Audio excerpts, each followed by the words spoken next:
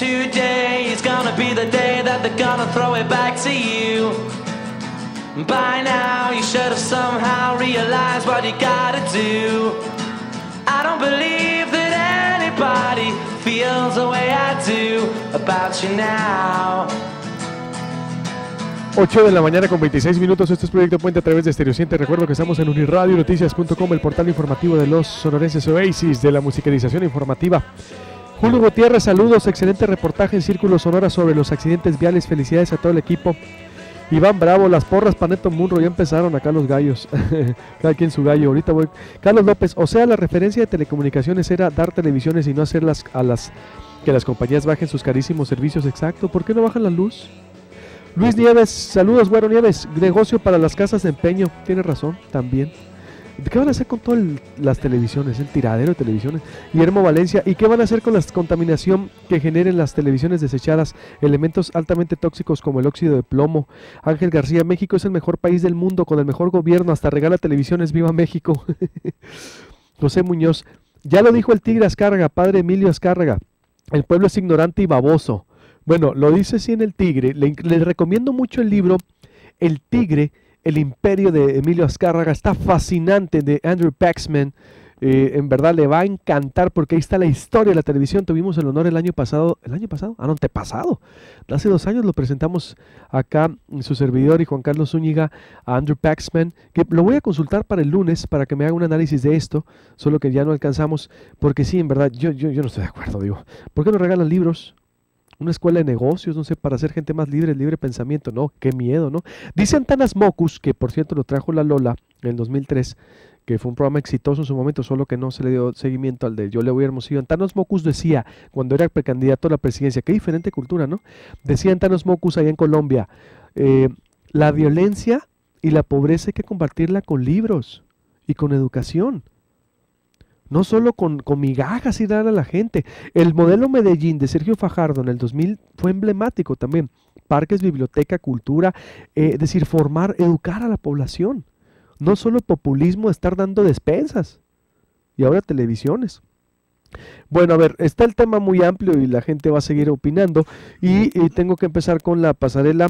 Bueno, voy a entrevistar a todos los aspirantes, como es Plural y Democrático Proyecto Puente, a dirigir el PAN, y están saliendo aspirantes como palomitas. Eduardo Romero, buenos días, ¿cómo estás? Muy buenos días, Luis Alberto, con el gusto de siempre estar aquí contigo y saludando a tus radioescuchas. Y bueno, de entrada, muchísimas gracias por la invitación, es para mí un honor estar aquí contigo y sobre todo con este tema también que nos apasiona, que es el Partido Acción Nacional. Primero, antes de por qué dirigir, ¿qué fue lo que le ocurrió al PAN? ¿Por qué perdieron? ¿Por qué se llegó a esto? Bueno, mira, yo creo que antes de empezar a visualizar qué fue lo que ocurrió en el PAN, yo creo que tendríamos que hacer un análisis, Luis Alberto, muy puntual de qué fue lo que ocurrió en las elecciones en general, ¿verdad? Porque el hablar de la derrota de Acción Nacional en el Estado, pues también es muy efímero. Es decir, hubo más de 400,000 votos que les refrendaron el gobierno, vaya, a Acción Nacional. Es decir, hay municipios también en donde Acción Nacional gobernaba y ya no va a gobernar, como lo puede ser el municipio de Caborca, pero también hay municipios donde gobernaba el PRI y hoy va a gobernar el PAN, como lo puede ser el municipio de Puerto Peñasco. Agua Prieta, digo. Agua Prieta, donde gobernaba el PRI, hoy gobernará el PAN. Una monarquía era, ¿no? Pero exactamente. Sí. Nogales, donde gobernaba el PRI, hoy gobernará el PAN. Guaymas, donde gobernaba el PRI, hoy gobierna el PAN. Es decir, ¿qué fue lo que ocurrió? No solamente en términos de Acción Nacional hacia adentro, sino también hacia afuera. Yo creo que la sociedad en sí nos mandó un mensaje muy claro. Y no solamente, insisto, a Acción Nacional, sino a la clase política. Y eso es lo que nosotros tenemos que tener la capacidad de poder descifrar. ¿Cuál fue el mensaje realmente de la ciudadanía de cara a la clase política? Estoy de acuerdo con lo que dices, pero en datos duros. Pero el PAN perdió Hermosillo. Javier Gándara perdió hasta en su colonia. Claudia Palovich le ganó por 10,000 votos Hermosillo. Y ustedes decían, no, si es que Javier Gándara va a arrasar Hermosillo. Le dieron la espalda en Hermosillo. El PAN perdió el Estado. Estoy de acuerdo con todo lo que dices. Y si nos vamos nos vamos a Nuevo León. El Bronco perdió el PRI. Si nos vamos a otro estado, es más, fue nacional. Fue un castigo a la clase política, sí. pero fue un castigo también al panismo y al padrecismo y al López Caballerismo en Hermosillo. Es decir, digo, van en la lista. Claro. ¿Por qué? O sea, ¿por qué crees tú que ocurrió? Bueno, el hablar de una sola razón del por qué ocurrió eso, yo creo que tendríamos una visión muy acotada de esto. Yo creo que fue multifactorial. Fueron algunos factores, dejamos, y por qué no decirlo, hay que partir de reconocer los errores. Dejamos de abanderar por las causas ciudadanas en algunos rubros, ¿verdad? Y bueno, partiendo de ahí perdimos la confianza a lo mejor del ciudadano, ¿verdad? Necesitamos recuperar esa confianza, necesitamos recuperarla con trabajo, con acciones. ¿Se alejaron de los ciudadanos o fue la soberbia del poder, como dice por ejemplo David Figueroa? El poder no se enfermó, dice David. Dalia ayer entre sí no también aceptaba cierta, dice, seguimos a los líderes morales y nos fallaron. Entre esos líderes morales estaba Padres y otros liderazgos. Claro, ¿Tú mira, qué dices? yo pienso que debemos de reconocer, insisto, de partir de reconocer los errores que nos llevaron a esta derrota, pero insisto, yo rescato también las fortalezas. Más de 400,000 personas votaron a favor de Acción Nacional en el Estado y no lo podemos dejar eso pasar de largo, pero sí tenemos que ver el por qué una parte de la población no refrendó a Acción Nacional en su gobierno. Y parte de ello es lo que tú estás comentando. Y es tan válido como cualquier otro comentario de cualquier otro ciudadano que nos diga, bueno, yo no voté por Acción Nacional porque a mí no me parecieron sus propuestas, o porque a mí no me gustó su candidato, o porque hubo excesos que se cometieron desde el gobierno, o porque a mí me llegó la corrupción, que fue un tema también desde el gobierno. Es decir, tenemos que partir de aceptar nuestros errores, abrirnos a esa posibilidad de empezar a analizar esos temas y luego entonces poderlos corregir. ¿Vas a defender al exgobernador, algún exfuncionario del sexenio pasado?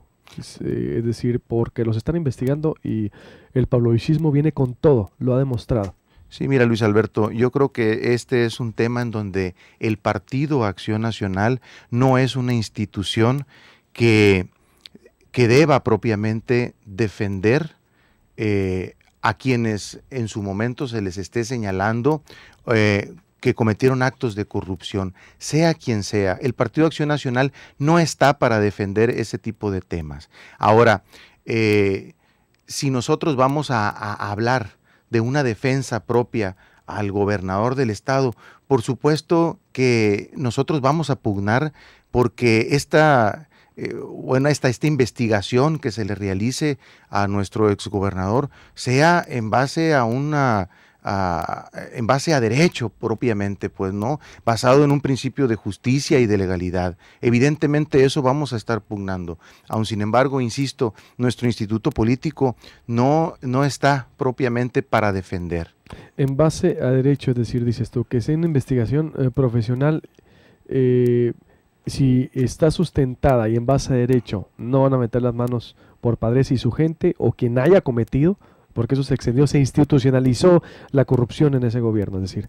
A ver, sea quien sea, Luis Alberto, sea quien sea, el Partido Acción Nacional no defenderá a quienes hayan cometido actos de corrupción, sea quien sea. Y lo dijo muy claro su dirigente, nuestro dirigente, Ricardo Anaya.